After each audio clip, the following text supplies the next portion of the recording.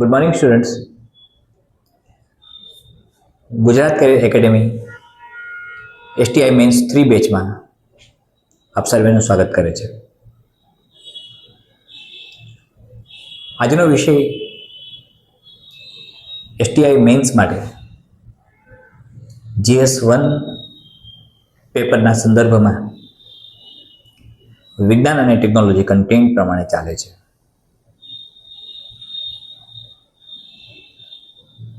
તમને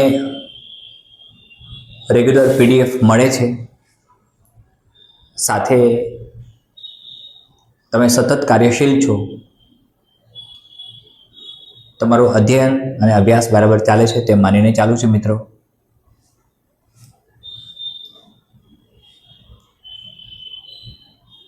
GPSC 1-2 men's માટે અનેક સ્પર્ધાત્મક પરીક્ષાર્થીઓ સતત પૂછપરછ કરે છે.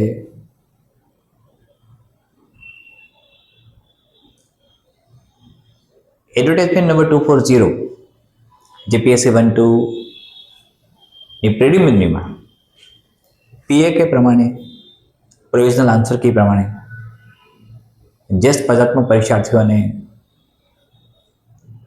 કોઈ પણ કેટેગરી હોય, general, OBC, AWS, SC, ST, આ બધા જ પરીક્ષાર્થીઓ કે જેમને PAK પ્રમાણે 100+ માર્ક્સ થાય છે,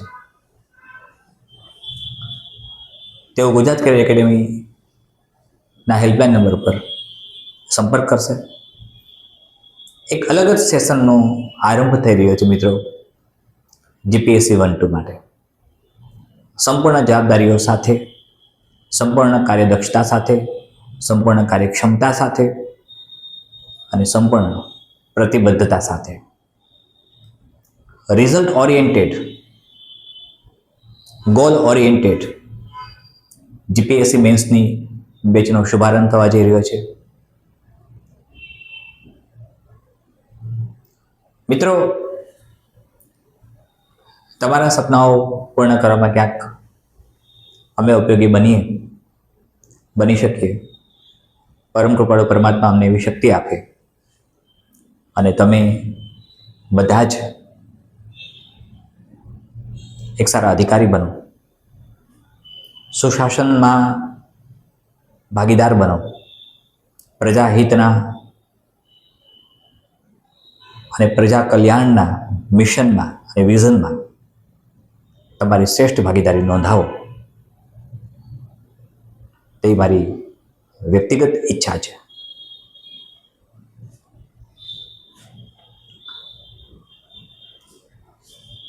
વાત કરીએ આપણે GS1 જેવા વિજ્ઞાન અને ટેકનોલોજી કન્ટેન્ટ છે. તમને પૂછાનારા 10 સવાલો છે અને આ 10 સવાલોમાં તમારું મેરિટ બને છે.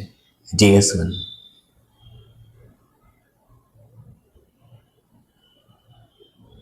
10 સવાલો, 10 questions, 100 marks, 200 words word limit.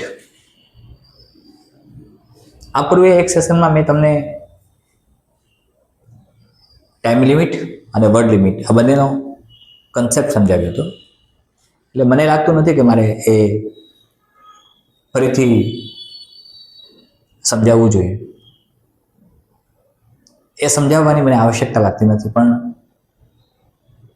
ક્યારેક એની વિશેષ ચર્ચા ફરીથી કરીશું આપણે જ્યારે પરીક્ષા નજીક આવશે ત્યારે, અથવા એ પહેલાં પણ.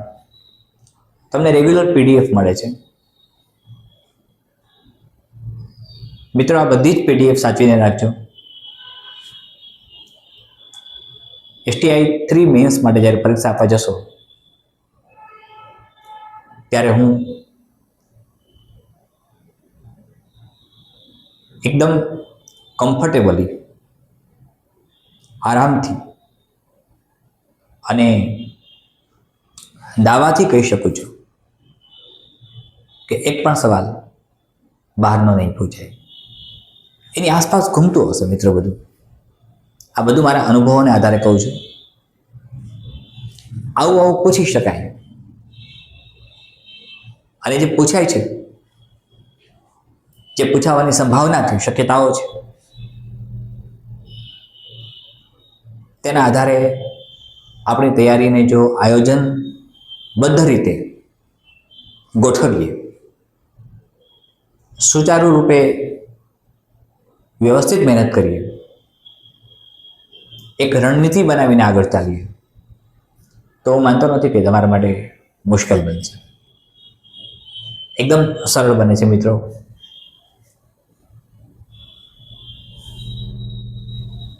મેં આગળના એક સેશનમાં કહ્યું હશે તેમ ખૂબ જ ઝડપથી આપણે લાઈવ સ્ટ્રીમિંગ તરફ જઈ રહ્યા છીએ, ઝૂમ એપ્લિકેશન તરફ જઈ રહ્યા છીએ. જીપીએસસી 1-2 બધા જ સેશન્સ લાઈવ સ્ટ્રીમિંગ થ્રુ હશે. બધા જ સેશન્સ ઝૂમ એપ્લિકેશન થ્રુ હશે. લિંક મોકલાવી આપવામાં આવશે. જે મિત્રોને એડમિશન મળે છે તેમને બધાને એવરીડે લિંક મોકલી આપવામાં આવશે. ઝૂમ એપ્લિકેશન શેડ્યુલ મોકલી આપવામાં આવશે. તૈયારીઓ તમારે કરવાની છે મિત્રો. તમને મળેલી તકને તમે સુવર્ણ તકમાં ફેરવી શકો છો. એ તમારા હાથમાં છે. વેલ મિત્રો, આજનો ટોપિક વિજ્ઞાન અને ટેકનોલોજી છે. હવે વિજ્ઞાન અને ટેકનોલોજીમાં જે કન્ટેન્ટ આપ્યું છે આયોગ દ્વારા નક્કી કરેલું, તે મારી પાસે છે, મારા હાથમાં છે. એ વાંચું તો એક ઉમદા માનવ જીવન માટે વિજ્ઞાન, ટેકનોલોજી અને ઇનોવેશનનો સમન્વય. વિજ્ઞાન, ટેકનોલોજી અને ઇનોવેશનનો સમન્વય. શબ્દો સમજજો. રોજબરોજના જીવનમાં વિજ્ઞાન અને technology, in our routine sense, in our daily activities. વિજ્ઞાન અને ટેકનોલોજીના ક્ષેત્રોમાં ભારતનું યોગદાન. મિત્રો, ઇન્ડિયન કન્ટ્રીબ્યુશનની વાત કરીએ, આપણે ભારતીય યોગદાનની વાત કરીએ, તો ખૂબ પ્રાચીનતમ સમયથી આપણે વિજ્ઞાન સાથે સંકળાયેલા છીએ. ચાહે મેડિકલ ફિલ્ડ હોય, ચાહે મેથેમેટિક્સનું ફિલ્ડ હોય, ચાહે એસ્ટ્રોનોમીનું હોય, ચાહે એસ્ટ્રોલોજીનું હોય, ચાહે સ્પેસને કનેક્ટેડ હોય, ગ્રહોને કનેક્ટેડ હોય,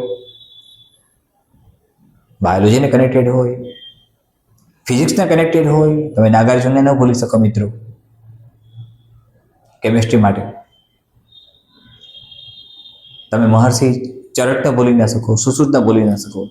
આર્યભટ્ટની સિદ્ધિઓથી વાકેફ છીએ આપણે, કે જે વિજ્ઞાન અને ટેકનોલોજીમાં અમર છે, અજેય છે. ઘણી બધી વાતોની મિત્રો ચર્ચા કરીશું આપણે. આપણે ક્યારેય પણ વાસ્તુશાસ્ત્ર પણ ન ભૂલી શકીએ.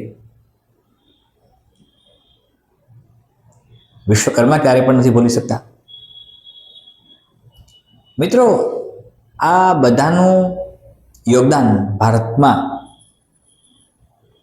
ખૂબ જ પ્રાચીનતમ સમયથી રહ્યું છે.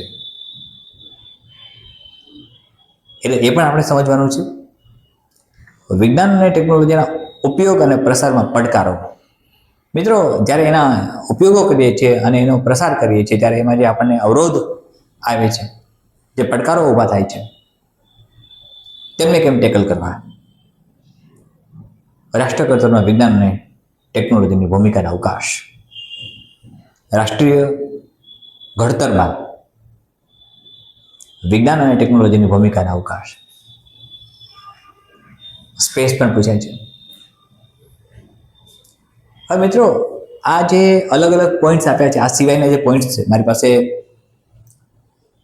આયોગ દ્વારા જે નક્કી કરેલ કન્ટેન્ટની પ્રિન્ટ છે એ પ્રમાણે જોઈએ તો આ પોઈન્ટ નંબર 1 હતો.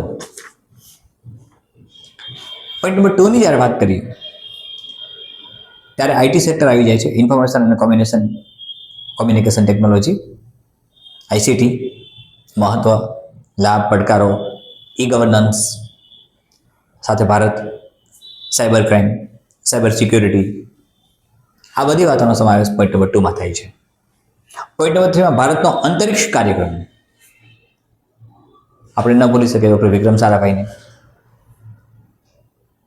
તો ઇન્ફોર્મેશન કોમ્યુનિકેશન ટેકનોલોજી પછી અંતરિક્ષ કાર્યક્રમ, ભૂતકાળ, વર્તમાન, ભવિષ્ય, ભારતની ઉર્જા નીતિ, એનર્જી પોલિસી, પરમાણુ નીતિ, એટમિક પોલિસી, પોખરણ યાદ આવે આપને બધાને, ડૉક્ટર એપીજે અબ્દુલ કલામ સાહેબ યાદ આવે, ડૉક્ટર એપીજે અબ્દુલ કલામ સાહેબનું કન્ટ્રીબ્યુશન ક્યારેય પણ આપણે ન ભૂલી શકીએ. ડિફેન્સ સર્વિસીસ જેટલી પણ છે તેમાં ટેકનોલોજીનું મહત્વ, લાભ અને પડકારો. જે 4th પોઈન્ટ છે એ વિજ્ઞાન અને ટેકનોલોજીના ક્ષેત્રમાં ઇન્ટેલેક્ચુઅલ પ્રોપર્ટી રાઇટ સંબંધિત બાબતો. મિત્રો ખૂબ જ એ મહત્વની વાત છે. હવે આ બધામાંથી આપણે નંબર ઓફ ક્વેશ્ચન્સ મિત્રો 10 આવવાના છે, ત્યાંથી સમજજો. જે નંબર ઓફ ક્વેશ્ચન્સ છે એ 10 છે. આ 10 નંબર ઓફ ક્વેશ્ચન્સ અને આપણને 100 માર્ક્સ મળે છે. હવે એ 10 જે નંબર ઓફ ક્વેશ્ચન્સ છે એમાંથી કયા કન્ટેન્ટમાંથી અથવા તો કયા ટોપિકમાંથી કયો સવાલ પૂછાય એ સંભાવનાઓના આધારે, શક્યતાઓના આધારે, અનુભવના આધારે નક્કી થઈ શકે. અને પીવાયક્યુના આધારે, કે જે ભૂતકાળમાં સવાલો પૂછ્યા હોય આ પ્રકારની પરીક્ષાઓમાં, આપણે એના આધારે નક્કી કરી શકીએ કે આ પ્રકારના સવાલો પૂછી શકાય અને પૂછાવા જોઈએ. પ્રશ્નપત્ર કેવું હોવું જોઈએ, પ્રશ્નપત્ર કયા પ્રકારનું હોવું જોઈએ, પ્રશ્નપત્રમાં આદર્શ બાબતો કઈ કઈ હોવી જોઈએ, ઉમેદવારોની ચકાસણી કયા પ્રકારે થઈ શકે, એ બધી ચર્ચાનો કોઈ અવકાશ જ છે નહીં. અને જે હું કરવા માગતો પણ નથી ને એ યોગ્ય પણ નથી અને આવશ્યક પણ નથી. કારણ કે આપણું ધ્યેય અધ્યયન કરવાનું છે. મારું ધ્યેય તમને અધ્યયન કરાવવાનું છે, જ્ઞાનાત્મક બાબતોથી વાકેફ કરાવવાનું છે, તમને એક પ્રકારની ટ્રેનિંગ આપવાનું છે, એક પ્રકારનું કોચિંગ આપવાનું છે, એક પ્રકારના લેખન કૌશલ્ય તરફ દોરી જવાનું છે જે તમને મહત્તમ માર્ક્સ પ્રદાન કરે. એટલે આપણે ઉત્તર તરફ જવું છે, પ્રશ્ન તરફ નહીં. મારી વાત સમજાય છે? આપણે ઉત્તર તરફ જઈએ છીએ, પ્રશ્ન તરફ નહીં. હવે મિત્રો, જ્યારે વિજ્ઞાન અને ટેકનોલોજીની વાત આપણે કરીએ છીએ, science and take in your short terms, તો સાયન્સ અને ટેકનોલોજીમાં ટેકનિકલ બાબતો અને નોન ટેકનિકલ બાબતો. પહેલાં તો મિત્રો સાયન્સ, વિજ્ઞાનની શાખાઓ કઈ કઈ છે અને વિજ્ઞાન શું છે.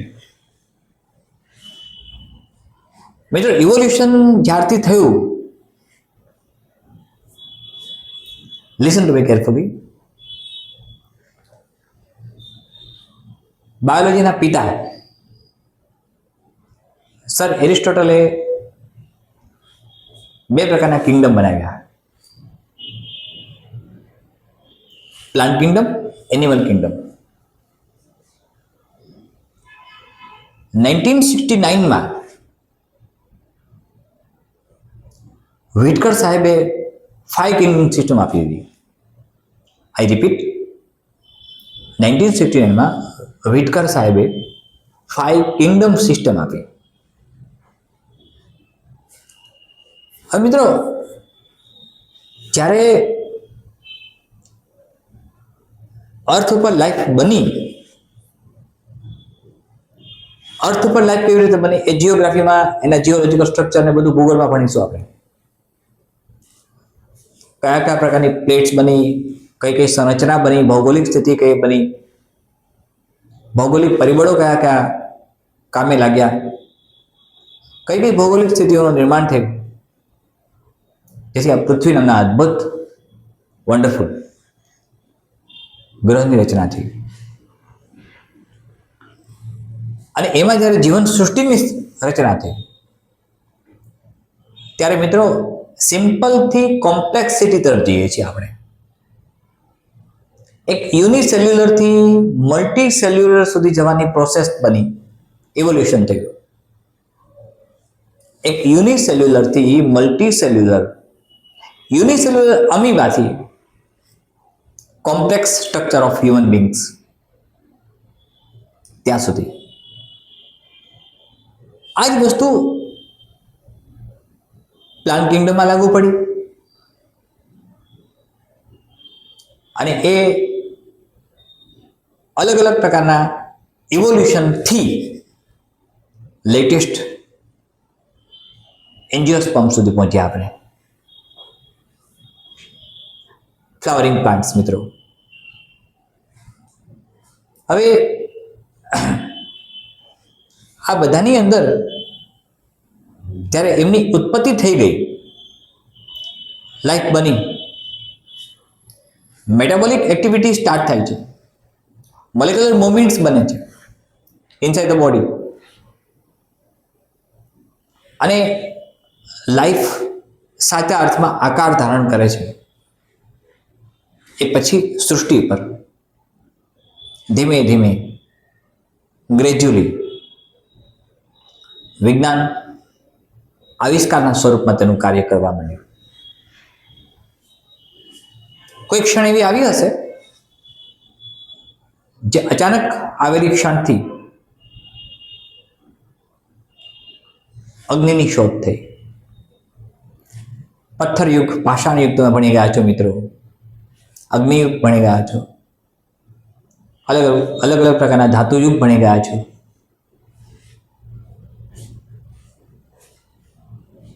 વિજ્ઞાન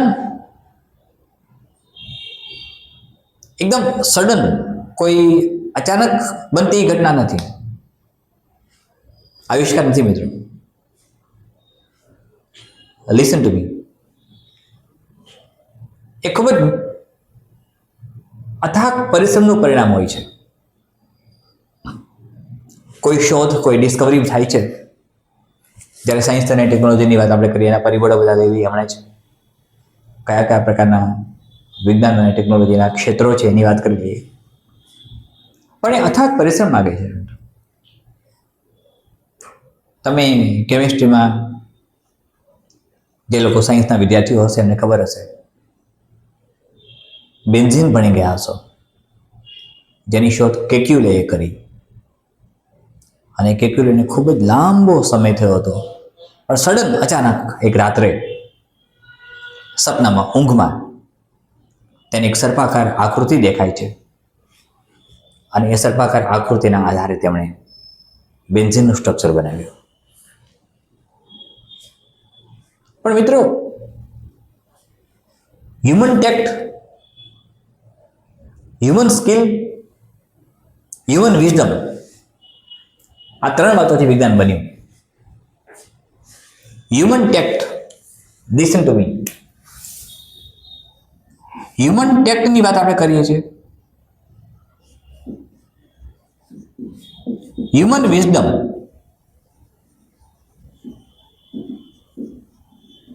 અને હ્યુમન સ્કિલ, આ ત્રણ બાબતોનો સમન્વય થયો એટલે વિજ્ઞાન બન્યું. Tact, intelligence, wisdom and skill. મિત્રો, વિજ્ઞાનના અલગ અલગ પ્રકારના અનેક ક્ષેત્રો છે. કોઈ એક ક્ષેત્ર માટે વિજ્ઞાન મર્યાદિત નથી. ટેકનોલોજીના અનેક પ્રકાર છે. બાયોટેકનોલોજી પણ એમાં આવે. કેમિસ્ટ્રીના અલગ પ્રકારો છે. બાયોકેમિસ્ટ્રી આવે, ઓર્ગેનિક કેમિસ્ટ્રી આવે, ઇનઓર્ગેનિક કેમિસ્ટ્રી આવે. હવે મિત્રો, આપણી પાસે જે કન્ટેન્ટ છે આયોગ દ્વારા નક્કી કરેલું, તેમાં મર્યાદિત પોઈન્ટ્સ આપ્યા છે. જે પહેલો જ પોઈન્ટ છે એ ઉમદા માનવ જીવન માટે વિજ્ઞાન ટેકનોલોજી અને ઇનોવેશનનો સમન્વય. વર્ડ છે ઉમદા માનવ જીવન, બેટર હ્યુમન લાઈફ.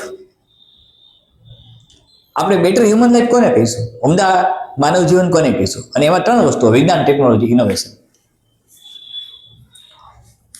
ઉમદા માનવ જીવનની જ્યારે વાત આવે, ઉમદા માનવ જીવન,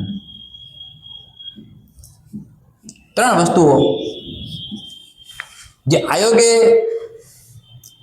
કન્ટેન્ટમાં આપી છે તે પ્રમાણે, તો વિજ્ઞાન, ટેકનોલોજી અને ઇનોવેશન. વિજ્ઞાન પ્લસ ટેકનોલોજી પ્લસ ઇનોવેશન. આ શું છે મિત્રો? વિજ્ઞાન અસામાન્ય જ્ઞાન છે, પણ વ્યવહારિક જીવનમાં હ્યુમન લાઈફને બેટર કરવા માટે, એનું બેટરમેન્ટ કરવા માટે, માનવ જીવનને ઉમદા બનાવવા માટે તેનો સમન્વય થાય તો માનવ જીવન ઉમદા બને છે. મિત્રો, આપણે ખૂબ લાંબી યાત્રા કરીને અહીં સુધી પહોંચ્યા છીએ, જે કેવ એજથી શરૂ થઈ. હિસ્ટોરિયન્સ એવું કહે છે બધા, કેવ એજથી શરૂ થઈ અને આપણે સ્કાય સ્કેપર સુધી પહોંચ્યા છીએ. આપણી મુસાફરી, માનવ જીવનની મુસાફરી, માનવ સભ્યતાની મુસાફરી, માનવ સંસ્કૃતિની મુસાફરી કેવ એજથી સ્કાય સ્કેપર સુધી પહોંચી. આ બધામાં આ ત્રણનો સમન્વય થયો છે. વિજ્ઞાન આવ્યું, ટેકનોલોજી આવ્યું અને ઇનોવેશન આવ્યું.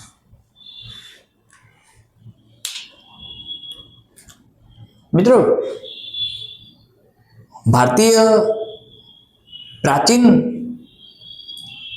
સંસ્કૃતિને પ્રાચીન સમયથી, જેમ મેં કહ્યું કે આપણે ક્યારેય પણ નાગાર્જુનને કેમિસ્ટ્રી માટે ભૂલી ન શકીએ, ચરકને ભૂલી ન શકીએ, સુશ્રુતને ભૂલી ન શકીએ, આર્યભટ્ટને તો ક્યારેય ભૂલી ન શકીએ.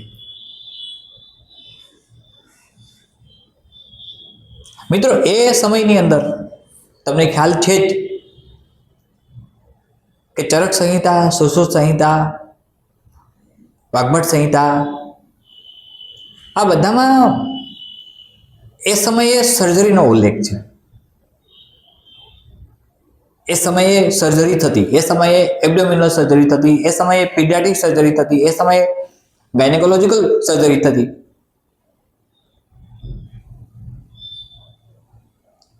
એ સમયે એનેસ્થેસિયોલોજી પણ હતું. એ સમયે કાર્ડિયાક ડિઝીઝના પણ ઉપચારો હતા. આર્યભટ્ટે શૂન્યની શોધ કરીને, ઝીરોની શોધ કરીને દુનિયા બદલાવી દીધી.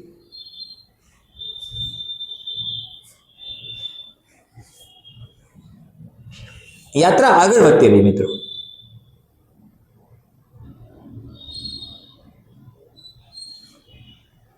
માણસ ચંદ્ર ઉપર પહોંચી ગયો,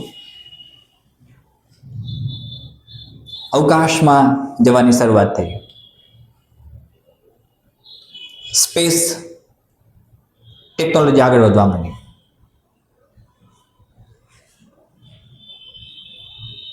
મિત્રો, આ બધી ઘટનાઓ યાદગાર છે.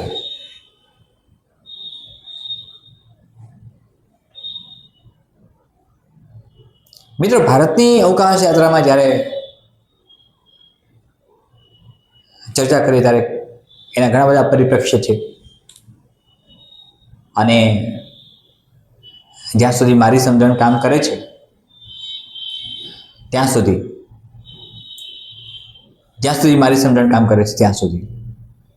ભારતીય સ્પેસ શટલની મિત્રો વાતો કરીએ, ભારતીય સ્પેસ શટલ, ભારતીય સ્પેસ ટેકનોલોજીની આપણે સ્ક્વોડ્રન લીડર રાકેશ શર્માને ન ભૂલી શકીએ. જ્યારે એ સમયના ભારતના પ્રાઇમ મિનિસ્ટર તેમને પૂછે છે, आपको भारत कैसा लग रहा है? तो उनका जवाब था अंतरिक्ष में से सारे जहां से अच्छा हिंदुस्तान हमारा। वेल मित्रों, આપણે ઈસરોના સ્થાપક ડોક્ટર વિક્રમ સારાભાઈને ન બોલી શકીએ, પણ એ મારે તમને અત્યારે એ શીખવાડવું છે કે હ્યુમન વિઝડમ, હ્યુમન સ્કિલની મદદથી ઉમદા માનવ જીવન બનાવવા માટે વિજ્ઞાન, ટેકનોલોજી અને ઇનોવેશનનો સમન્વય કયા પ્રકારે થવો જોઈએ અને કઈ રીતે એ હ્યુમન લાઈફને બેટર બનાવે છે. મિત્રો, વિજ્ઞાન આશીર્વાદ છે, અભિશાપ છે, એ બધી ચર્ચાઓ નિબંધાત્મક સ્વરૂપે તમે ખૂબ જ નાના હતા ત્યારે ભણી ગયા છો, અભ્યાસમાં લઈ ચૂક્યા છો. એના એડવાન્ટેજ, ડિસએડવાન્ટેજ એટલે એની ડિસ્કશન આપણે કરવાની નથી. આપણે તો ઉમદા માનવ જીવન શબ્દ જ છે, એટલે ડિસએડવાન્ટેજીસ તરફ જવાની જરૂર નથી. પણ એડવાન્ટેજીસ કયા કયા છે કે જેનાથી બેટર લાઈફ હ્યુમન્સની બની? હવે હ્યુમન્સની બેટર લાઈફ બનાવવા માટે સાયન્સ, ટેકનોલોજી અને ઇનોવેશન આ ત્રણેય ભાગ ભજવે છે. અને એ બન્યું છે હ્યુમન ટેક, હ્યુમન વિઝડમ અને હ્યુમન સ્કિલથી.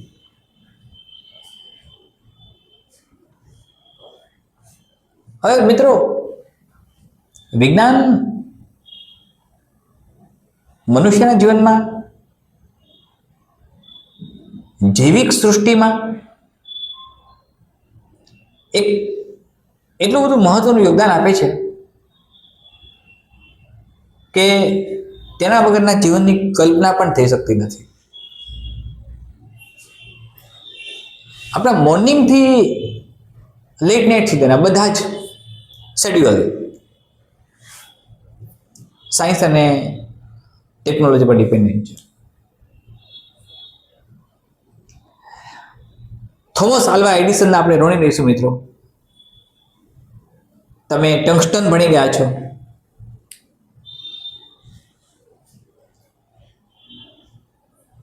થોમસ આલ્વા એડિસન આપણે ઋણી છીએ.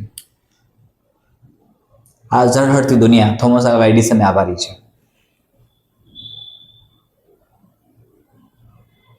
ડોક્ટર સીવી રામનને આપણે ક્યારેય પણ ભૂલી શકતા નથી. ભારત રત્ન ડોક્ટર સીવી રામન. મિત્રો, અલગ અલગ પ્રકારના પરિબળો વિજ્ઞાન, ટેકનોલોજી અને ઇનોવેશનમાં ઉપયોગી બને છે. અલગ અલગ પ્રકારના પરિબળો મને ધ્યાનથી સમજવા પ્રયત્ન કરજો. જ્યારે કોઈ સવાલ એવો લખવાનો આવે, આમાંથી કોઈ એકાદ સવાલ પૂછી શકાય અને સવાલો કયા પ્રકારે આવી શકે એ માટે આપણે સતત હું તમને માર્ગદર્શન આપતો રહું છું. એક મેન્ટરની ભૂમિકામાં રહીને તમને સતત કહું છું કે આ પ્રકારે લખી શકાય. તમને એ પણ શીખવાડે છે કે કયા પ્રકારે લખવાથી પરીક્ષક તમને મહત્તમ માર્ક્સ આપશે અને કઈ રીતે આપી શકે. એ બધી ચર્ચાઓ આપણે કરવાની છે. પણ મનુષ્ય જીવન ઉમદા બનાવવું છે, બેટર બનાવવું છે, ત્યારે વિજ્ઞાન, ટેકનોલોજી અને ઇનોવેશન આનો સમન્વય થવો જોઈએ. સુભગ સમન્વય, ત્રણેય સાથે મળીને કામ કરે છે, ટીમ બને છે. સાયન્સ તેનું કામ કરે છે, ટેકનોલોજી તેનું કામ કરે છે. હવે તો આખું સેક્ટર બદલાય છે. મિત્રો, ટેકનોલોજી વર્ડ જ ટેકનોલોજી, લોજી મીન્સ તમને ખબર છે. ટેકનિક શબ્દની ખબર છે, TECHNIQ. ટેકનિક શબ્દની ખબર છે. તો ટેકનિકલી આપણે સાઉન્ડ બન્યા છીએ વિજ્ઞાનના સમન્વયથી. ઇનોવેશન સતત નવું નવું આવતું રહે છે. મિત્રો, પરિવર્તનશીલ દુનિયામાં સાયન્સ અસાધારણ પ્રગતિ કરે છે ત્યારે આ વિજ્ઞાન હ્યુમન લાઈફને કેટલું બેટરમેન્ટ આપી શકે છે, કેટલું બેટર બનાવી શકે છે, તે ખૂબ જ મહત્વનું છે. ન્યુક્લિયર વેપન્સ છે તો ઘણી બધી વાતો ચર્ચાઓમાં છે. ડૉક્ટર આલ્બર્ટ આઇન્સ્ટાઈને ખૂબ જ સારી વાતો એના વિશે કરી છે. આપણે એ પર ચર્ચા કરીશું ક્યારેક. ડૉક્ટર એપીજે અબ્દુલ કલામ જ્યારે પોખરણની અંદર ફર્સ્ટ આપણે ન્યુક્લિયર એક્ઝામિનેશન કરીએ છીએ ત્યારે ઘણી સારી વાતો કરે છે. મિત્રો, ટેકનિકલ સાઉન્ડ ના હોઈએ આપણે તો વિજ્ઞાન અને ઇનોવેશન આ બંને યોગ્ય રીતે કામ ન કરી શકે. ટેકનિકલી સાઉન્ડ બનવું પડે છે. જ્યારે ટેકનિકલ સાઉન્ડનેસની વાત આપણે કરીએ ત્યારે આપણે વિજ્ઞાનના જે તે વિષય, ફોર એક્ઝામ્પલ COVID-19ની મહામારી આવી મિત્રો, કોરોના વાયરસ આવ્યો. હવે તમે જે સાયન્સના વિદ્યાર્થીઓ છો એને ખબર છે કે વાયરસ એબ્સોલ્યુટલી નોન લિવિંગ છે. એટલે બધા જ વાયરસ, એમાંનો કોરોના વાયરસ છે એ પણ નોન લિવિંગ છે. જ્યાં સુધી સેલના કોન્ટેક્ટમાં નથી આવતો ત્યાં સુધી એ ઇન્ફેક્શન નથી કરી શકતો, ત્યાં સુધી એનું મલ્ટિપ્લિકેશન થતું નથી, ત્યાં સુધી એ નોન લિવિંગ છે. વેલ, હવે એક કોરોના વાયરસ જ્યારે COVID-19ની મહામારી આવી ત્યારે તેના પર અનેક પ્રકારના રિસર્ચ થયા, સંશોધનો થયા. ઇમ્યુનિટી વધારવા માટેના, હ્યુમન ઇમ્યુનિટી વધારવા માટેના પ્રયાસો થયા. આ બધું જ તમે જાણો છો મિત્રો. પણ તમને એ પણ ખબર છે કે વેક્સિનેશન પ્રોગ્રામમાં ભારત સૌથી આગળ છે. હમણાં જ હું બોલ્યો ને કે ચરક સંહિતા, સુશ્રુત સંહિતામાં સર્જરીનો ઉલ્લેખ છે. એ જમાનામાં ડિફરન્શિયલ ડાયગ્નોસિસ મૂકવામાં આવતું હતું. લિસન ટુ મી, એ જમાનામાં ડિફરન્શિયલ ડાયગ્નોસિસ મૂકવામાં આવતું હતું કોઈ ડિઝીઝ માટે, અને એ પ્રકારે ટ્રીટમેન્ટ થતી હતી. સાથે પૃથ્વીની ગતિ અને પૃથ્વીના આયામો સ્પષ્ટ થતા હતા. તમે મિત્રો વિચાર કરી શકો છો કે સાયન્સ અને ટેકનોલોજી એક નવા ઇનોવેશન સાથે ખૂબ જ મહત્વનું કામ કરે છે. આપણી બેટરમેન્ટ માટે, આપણા બેટરમેન્ટ માટે, આપણી જીવનશૈલી માટે, આપણા ઉમદા જીવન માટે. અને ઉમદા માનવ જીવન તો જ પોસિબલ છે કે જો આ ત્રણેયનું સુભગ સમન્વય થાય. તમને જ્યારે કોઈ ફેક્ટ આધારિત સવાલ ન પૂછાય અને વિવેચનાત્મક સવાલ પૂછાય, સમીક્ષાત્મક સવાલ પૂછાય, પૃથક્કરણાત્મક સવાલ પૂછાય, જેમાં તમારે ઉમદા માનવ જીવન માટે વિજ્ઞાન, ટેકનોલોજી અને ઇનોવેશનનો સમન્વય કયા પ્રકારે થાય, ત્યારે એમાં હું આજે કહું છું એ પ્રકારે ડિસ્ક્રિપ્ટિવ લખવું પડશે, ડિસ્ક્રિપ્શન એમાં આપવું પડશે. ફેક્ટ આધારિત સવાલ નહીં હોય તો, ફેક્ટ આધારિત સવાલ માનો કે સ્પેસ ટેકનોલોજીનો સવાલ છે કે જે ફેક્ટ આધારિત છે, તો આપણે ફેક્ટ પ્રમાણે લખવું પડશે, તથ્ય પ્રમાણે લખવું પડશે. એ પણ આપણે સમજીશું મિત્રો.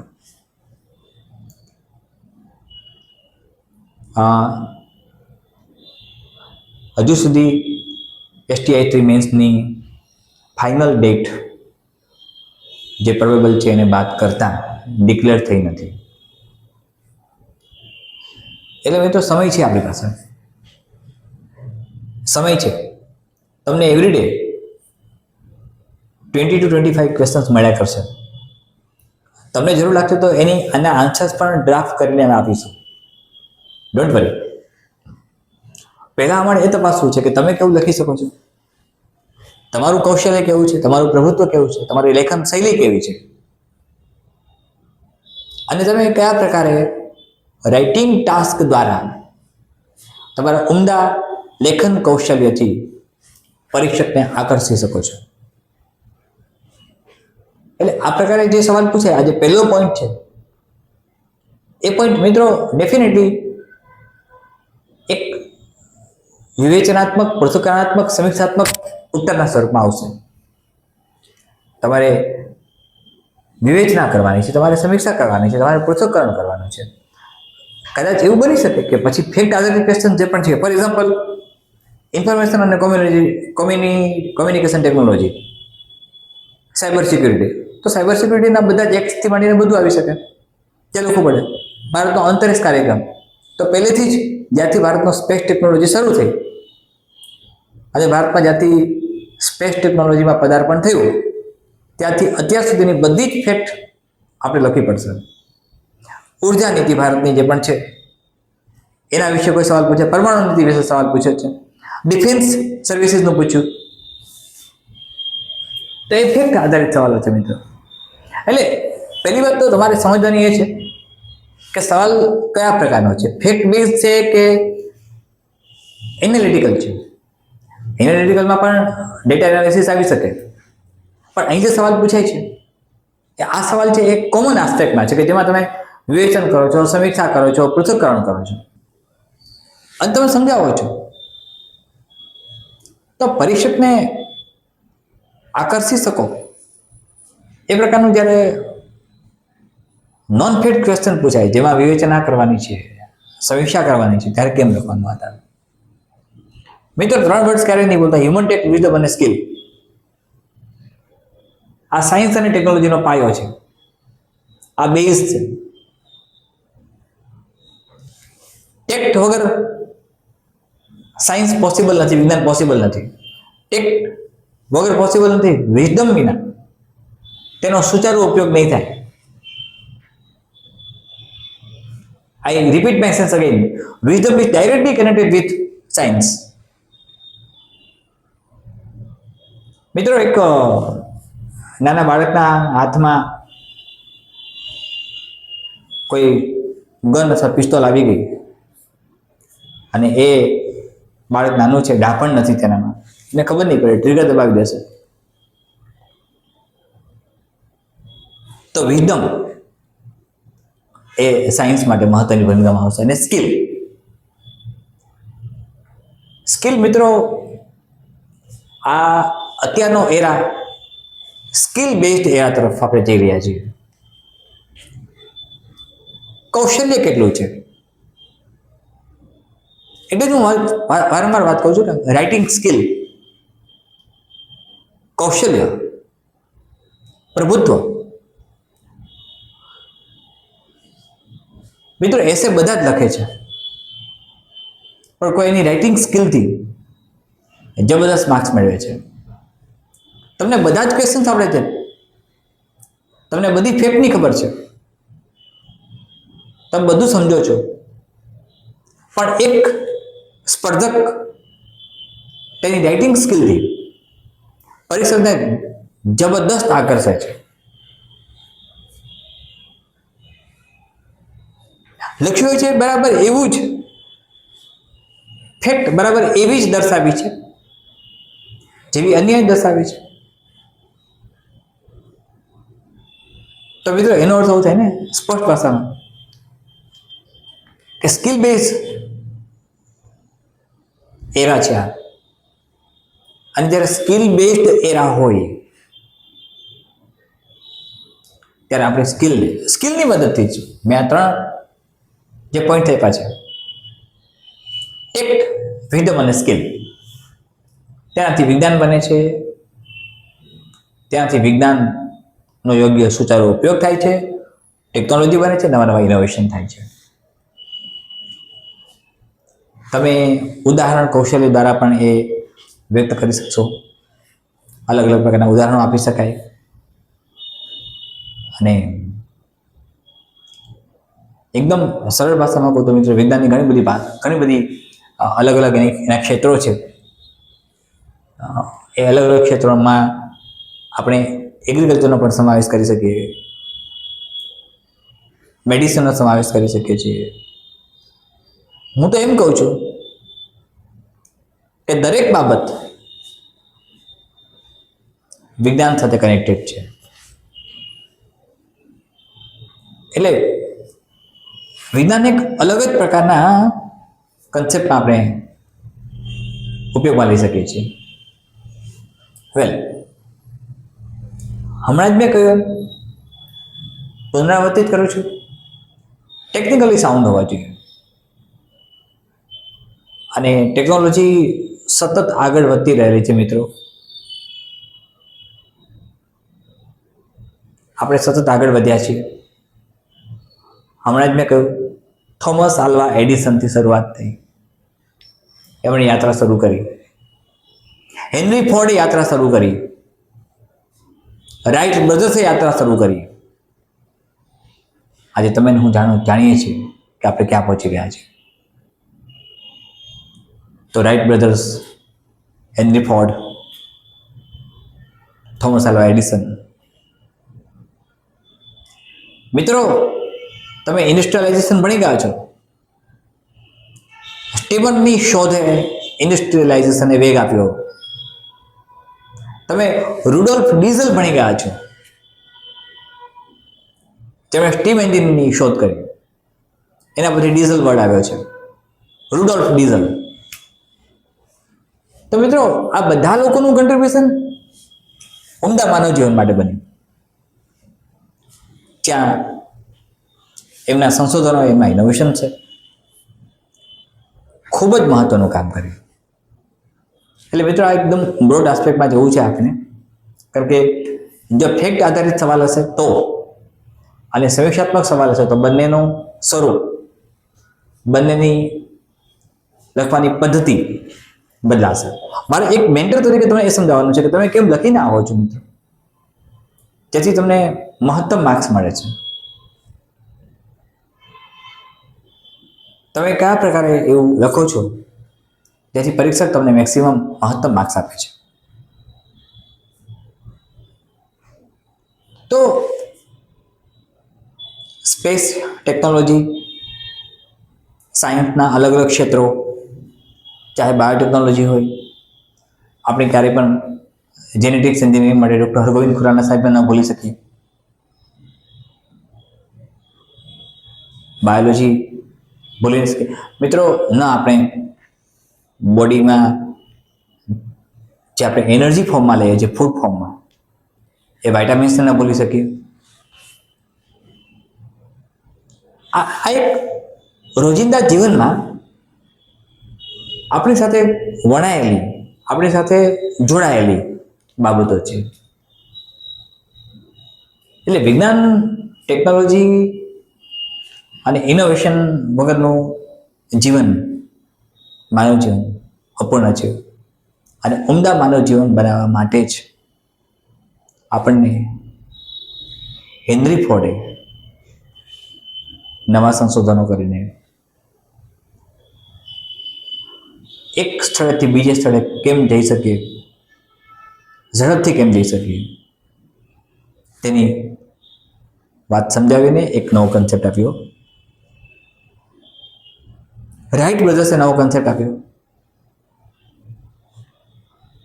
તો મિત્રો, આ બધા જ કન્સેપ્ટને સમજીએ આપણે કે જે ઉમદા માનવ જીવન બનાવે છે. એક સારો ડૉક્ટર જ્યારે એના પેશન્ટને ટ્રીટ કરે છે ત્યારે એ એની લાઈફને ઉમદા બનાવે છે, બેટર બનાવે છે.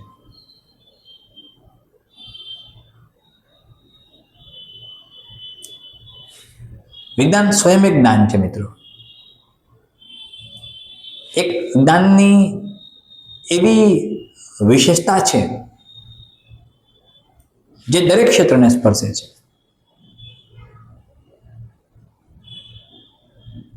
મિત્રો, એગ્રીકલ્ચરમાં નવા નવા કન્સેપ્ટ આવ્યા છે. આપણે સારામાં સારી જાતના ક્રોપ લઈ શકીએ છીએ. આ બધું જ વિજ્ઞાનને આભારી છે. એટલે તમને લખવાનું કહેવામાં આવશે, મેં કહ્યું જો ફેક્ટ બેઝ નહીં હોય, જેમ કે સાયબર પોલિસી પૂછાય તો સાયબર પોલિસી ફેક્ટ આધારિત ક્વેશ્ચન છે. અંતરિક્ષ કાર્યક્રમો પૂછાય તો એ સમીક્ષાત્મક નથી, તમારે એમાં ફેક્ટ બેઝ ઉપર શરૂઆતથી અત્યાર સુધીની કન્ડિશન બતાવવાની છે. તો મિત્રો આ બધી વસ્તુઓને આપણે જો સમજીએ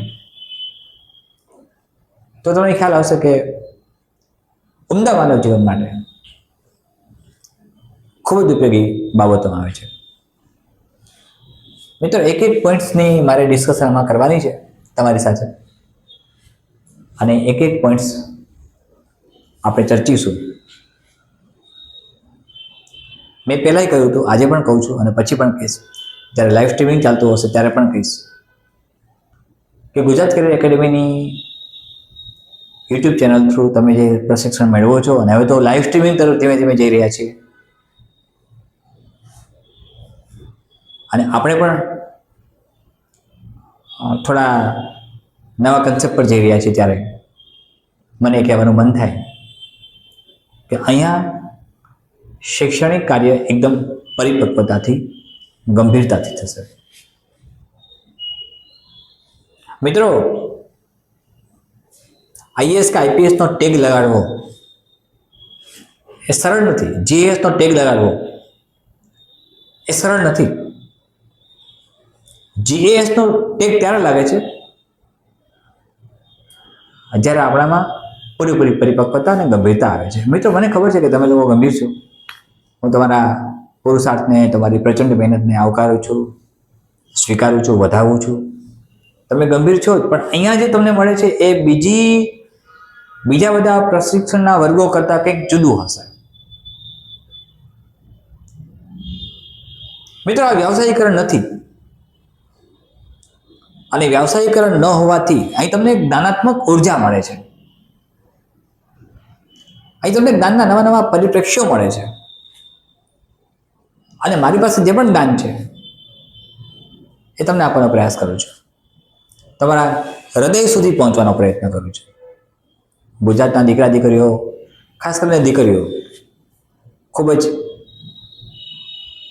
સારું કામ કરે, સારા ઓફિસર્સ બને અને ઉમદા જીવન જીવી શકે, માનવ જીવનને ઉમદા બનાવે, મારા શબ્દોમાં કહું તો હવે એવો મારો પ્રયાસ છે. મિત્રો, વારંવાર મેં તમને કહ્યું છે કે મહેનત સિવાય બીજી કોઈ વસ્તુ તરફ દૃષ્ટિપાત પણ નહીં કરતા. સુખની કોઈ વ્યાખ્યા નથી હોતી મિત્રો. વિજ્ઞાન, ટેકનોલોજી ઉમદા માનવ જીવન બનાવે છે, એટલે સુખી બનાવે છે. અને માનવ જીવન, માનવ સભ્યતા, માનવ સંસ્કૃતિ સ્વાભાવિક છે કે સુખ તરફ સતત અપેક્ષિત આંખોએ નિહાળે છે. સુખ કેન્દ્રમાં હોય છે,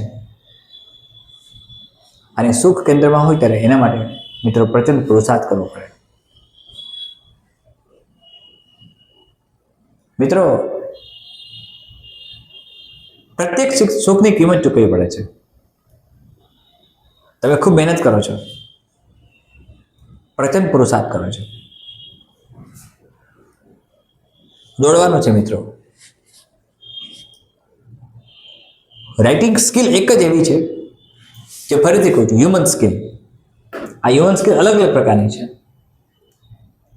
કઈ કઈ હોઈ શકે? તો એક કાર્પેન્ટર પાસે કાર્પેન્ટરની સ્કિલ છે, એક મેસન પાસે, કડિયા પાસે એની સ્કિલ છે, એક સાયન્ટિસ્ટ પાસે તેની સ્કિલ છે, એક ડોક્ટર પાસે તેની સ્કિલ છે, એક ટીચર પાસે, પ્રોફેસર પાસે તેની સ્કિલ છે, એક સિવિલ સર્વન્ટ પાસે તેની ખુદની સ્કિલ છે, જે સાર્વત્રિક છે. તો આવી સ્કિલ એક રાઇટિંગ સ્કિલ છે. મિત્રો, જો રાઇટિંગ સ્કિલ તમે ખૂબ સારી ડેવલપ કરો છો, અને હું કરાવી દઈશ, આઈ અશ્યોર યુ કે થઈ જશે. પણ એના માટે તમારે સતત, મેં કહ્યું, 30, 35, 40 ક્વેશ્ચન્સના આન્સર લખવા પડે. તમે સબમિટ કરો. હું જે PDF ગુજરાત કરિયર એકેડેમી તરફથી મોકલું છું, તમને અહીંથી મોકલવામાં આવે છે, તેના આન્સર્સ તૈયાર કરો, મોકલો અમને ચકાસણીના હેતુથી. એ ચકાસાઈ જશે, તમારી માઇક્રો એરર રેક્ટિફિકેશન થઈ જશે મિત્રો. એરર નહીં આવે,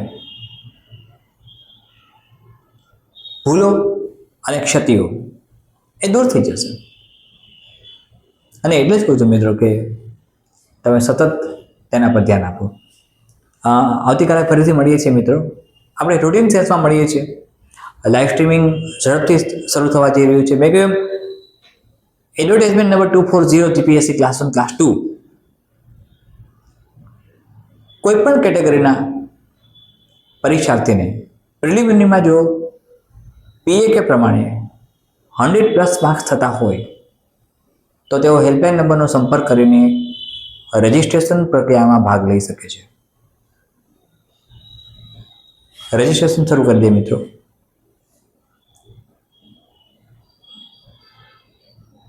ગુજરાત કેરિયર એકેડેમી ખૂબ જ ઝડપથી જીપીએસસી મેન્સ પ્રશિક્ષણનો આરંભ કરવા જઈ રહી છે. બંને થશે મિત્રો, ઓફલાઈન ઓનલાઈન. અને મેં આ પહેલાના પણ એક સેશનમાં કહ્યું હશે, જુનાગઢની ટેરિટરીની આસપાસના જેટલા પણ મિત્રો છે જે સ્પર્ધાત્મક પરીક્ષાર્થીઓ છે, જે આ ઓનલાઈન દ્વારા પણ કોચિંગ મેળવે છે, આ બધાને મારું નિવેદન છે અને હાર્દિક આમંત્રણ પણ છે કે ક્યારેક ઇન્સ્ટિટ્યૂટની મુલાકાતે આવો. સાથે મિત્રો બહારગામના જે વિદ્યાર્થીઓ છે, સ્પર્ધકો છે, જેમને ઓફલાઈન પ્રશિક્ષણ મેળવવું છે, બધી જ સુવિધાઓ તમને આપવામાં આવશે. બધી જ સુવિધાઓ. અને એ સુવિધાઓ સાથે તમે જ્ઞાનાત્મક ઉર્જાને વિકસિત કરો છો. મિત્રો જીએસનો ટેગ લગાવવો છે, યુપીએસસી ક્રેક કરીને આઈએસ કે આઈપીએસ કે આઈએફએસનો ટેગ લગાવવો છે. તો મિત્રો સખત મહેનત કરવી પડશે. મને ખબર છે તમારામાં ઘણા બધા મિત્રો એવા હશે જે નોકરી પણ કરતા હશે, જરૂરિયાતવાળા પણ હશે,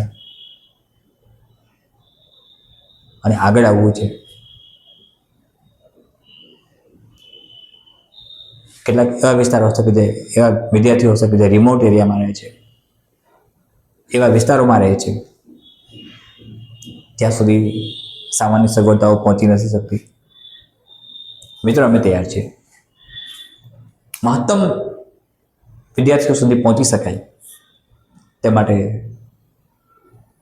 તમારા તરફથી જેવો પ્રયાસ કરો, તેવો પ્રયત્ન કરો